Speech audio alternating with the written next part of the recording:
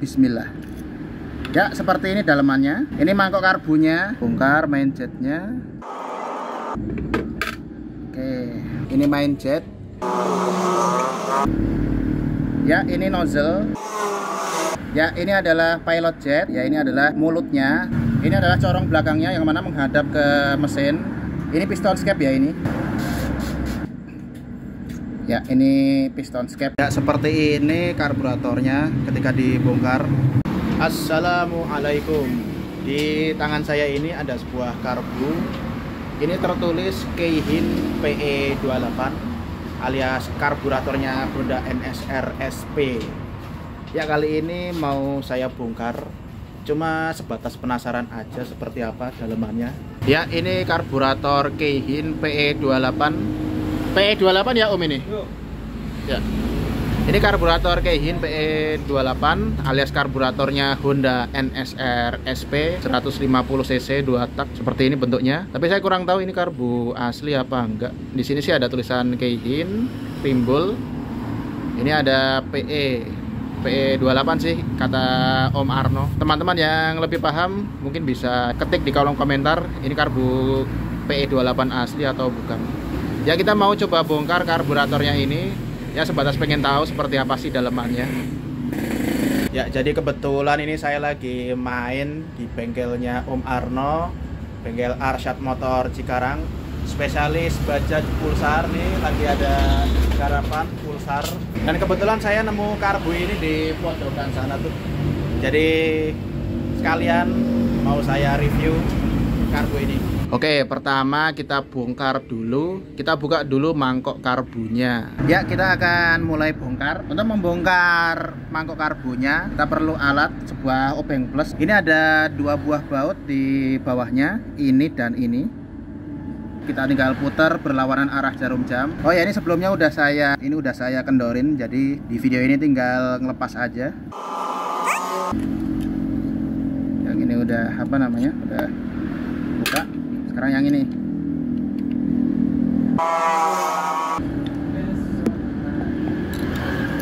Oke, ini bautnya dua-duanya udah kebuka. Sekarang kita lihat dalemannya seperti apa. Bismillah.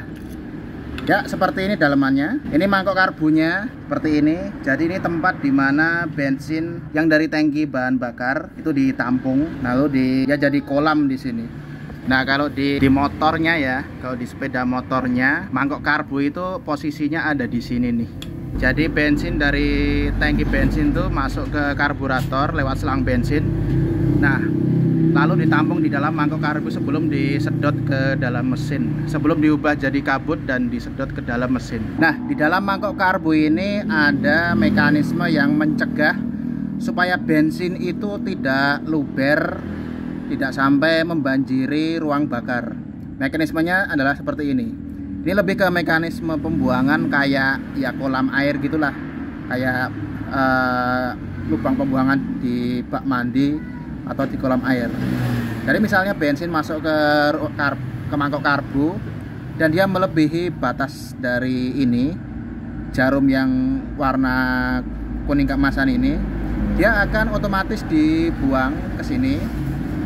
Ya, dia akan otomatis masuk ke sini. Nah, kemudian dia akan keluar dari sini nih, dari pipa ini. Dia akan dibuang ke luar, dibuang ke tanah gitu.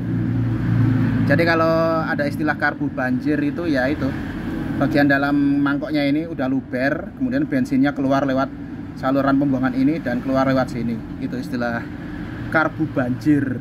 Ya, yang bentuknya kayak sekrup di sini. Ini pasangannya ini ya.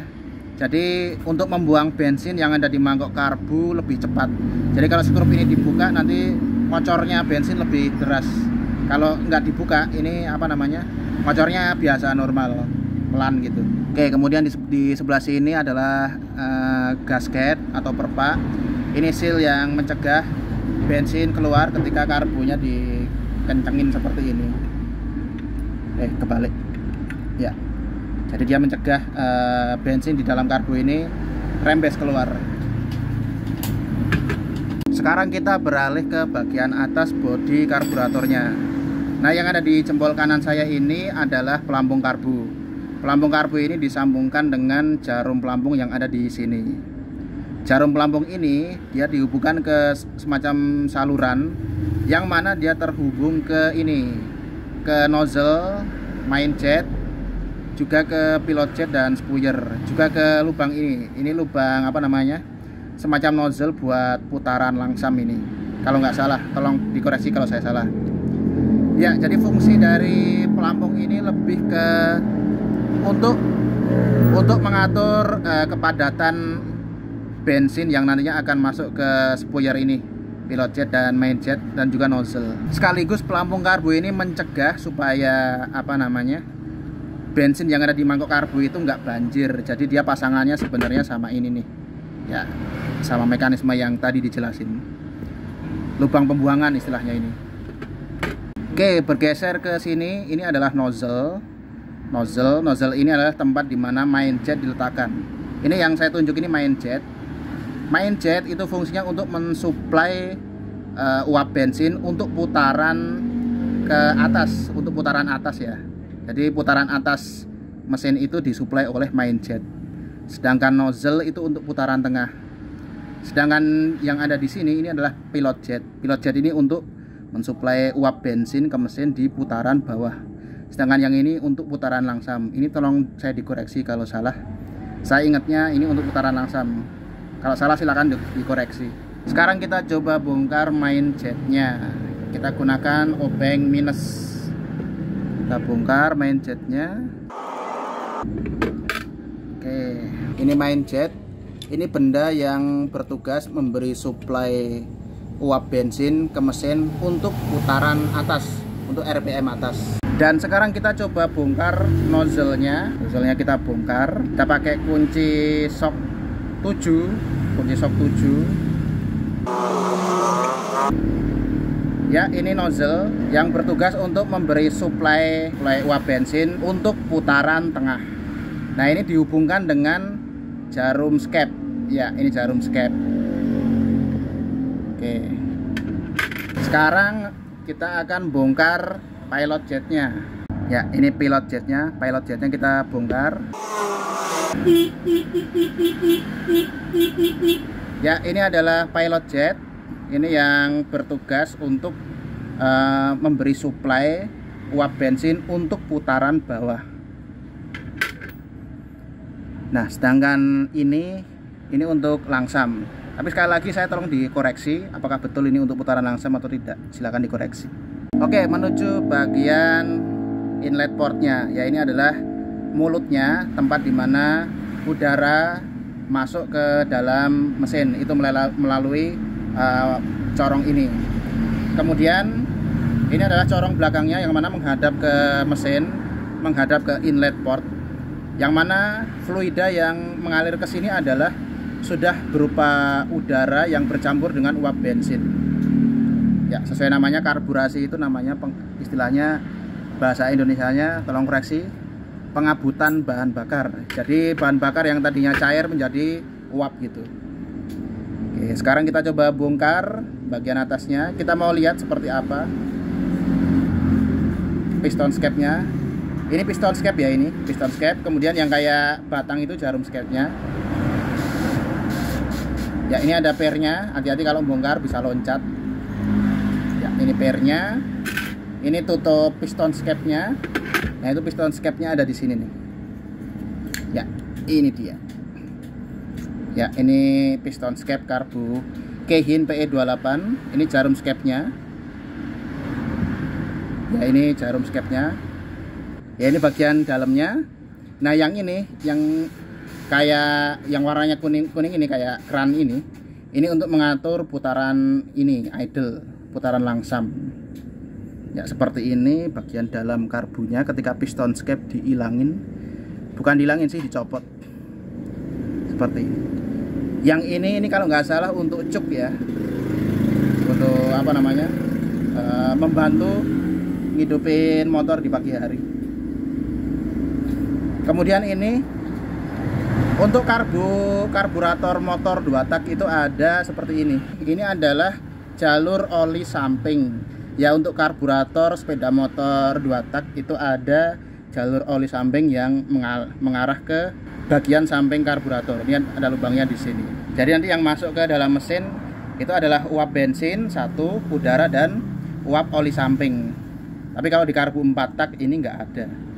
Ini berhubung karburatornya, saya tadi tanya ke Om Arno, karburator ini dipasang di Thunder 125, yang mana itu motor 4 tak. Nah, jadi kalau karburator 2 tak dipasang di motor 4 tak, ininya ditutup nih pakai baut supaya nggak ada kebocoran udara di sini. Karena ini mesin 4 tak kan nggak pakai oli samping. Jadi ini kalau dibiarin kalau ini nggak ditutup, ini akan kebuka. Nanti bikin ngaco ini putaran mesin, berbet nanti. Ya seperti ini karburatornya ketika dibongkar. Nggak 100% dibongkar sih. Saya takut ada perintilan yang hilang kalau dibongkar. Ini punya orang. Takutnya nanti hilang, saya suruh ganti. Ya kalau membongkar karbu biasain sediain wadah kayak gini biar perintilan-perintilannya itu bisa ada di satu tempat, nggak mencar-mencar. Ya pada akhirnya saya memberanikan diri buat membongkar jarum skep karburatornya. Ya ini jarum skep yang mana dia terhubung langsung ke gas-gasan, ke throttle ke putaran gas ke sini. Ya. Nanti dia akan naik turun di dalam karbu dan berfungsi sebagai katup yang mengatur debit uap bensin yang masuk ke dalam mesin. Ya ini dia jarum skepnya. Kalau zaman sekarang yang serba injeksi, itu untuk mengatur suplai uap bensin yang akan masuk ke dalam mesin itu diatur lewat komputer atau laptop, atau kita nyeting ECU-nya. Itu uap bensinnya udah secara otomatis bisa diatur dengan gampang. Cuma kalau zaman dulu ya, zaman belum eranya injeksi itu ya, yang disetting karburatornya, setting spuyer, setting pilot jet, main jet, setting pelampung, setting ketinggian pelampung, setting klip di jarum skep dan lain-lain.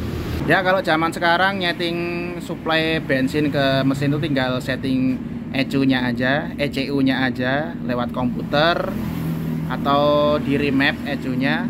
Kalau zaman dulu sebelum era injeksi ini yang disetting nih, spuyernya, pilot jetnya, main jetnya itu diganti. Ini ada ada ukurannya ini. Ada macam-macam ukurannya. Kemudian nyeting ini nozzle-nya, ukuran nozzle-nya, kemudian nyeting ketinggian pelampungnya dengan cara ini bengkokin plat yang ada di sini untuk mengatur densitas uap bensin yang masuk ke ruang bakar. Nah kemudian ini nih ada satu lagi yang bisa disetting, jarum skepnya nih. Ini ada klip settingannya, kelihatan nggak? Nah ini ada tingkatannya. Jadi kalau makin ke bawah itu makin boros, makin ke atas makin irit. Jadi dulu nyetingnya manual banget, nggak pakai komputer. Cuma main obeng. Kalau sekarang main laptop. Oke, kurang lebih seperti itu video kali ini. Video tentang membongkar karbu Keihin PE28 ini untuk mengetahui seperti apa sih dalamannya. Jika ada kata-kata atau perbuatan saya yang sekiranya kurang berkenan, saya mohon maaf sebesar-besarnya. Dan jika ada penjelasan saya yang salah, silahkan dikoreksi, silahkan ketik di kolom komentar. Demikian kurang lebih itu saja yang bisa saya sampaikan. Wassalamualaikum.